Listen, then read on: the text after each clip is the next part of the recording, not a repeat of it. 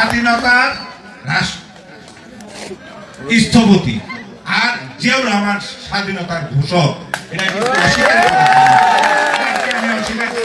ভুল হবে, ইতিহাস সাক্ষী দিচ্ছে। আজকে দেখেন আওয়ামী লীগের নেতা আমরা আওয়ামী লীগ করতাম, দীর্ঘদিন আওয়ামী লীগ করি, সামনেও করবো, কিন্তু এইখানে এই সবাই আইসা বক্তব্য দিতেছি, এটার একটা কারণ আছে। এখানে আমাদের আওয়ামী লীগের অনেক নেতা ফরিদি ভাই, আমরা সবাই এটা আমরা দল মত নির্বিশেষে আমরা হিসাব করছি একজন যোগ্য ব্যক্তি পেয়েছি। আব্দুর রাজ্জাকের পরে আমরা একজন যোগ্য ব্যক্তি এই শরীয়তপুরের মাটিতে পেয়েছি। এই শরীয়তপুরের মাটির সন্তান, যাকে এই সারা বাংলাদেশের সবাই জানে, সে একজন জিয়া পরিবারের সদস্য।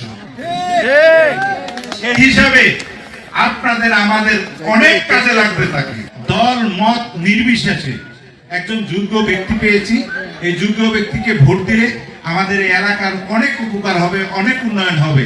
আব্দুর রাজ্জাকের পরে আব্দুর রাজ্জাকের প্রতিচ্ছবি আমি তার ভিতরে পেয়েছি। আমরা স্বাধীনতার পক্ষের শক্তি নিয়ে আগে যাচ্ছি। আমরা স্বাধীনতার পক্ষের শক্তি।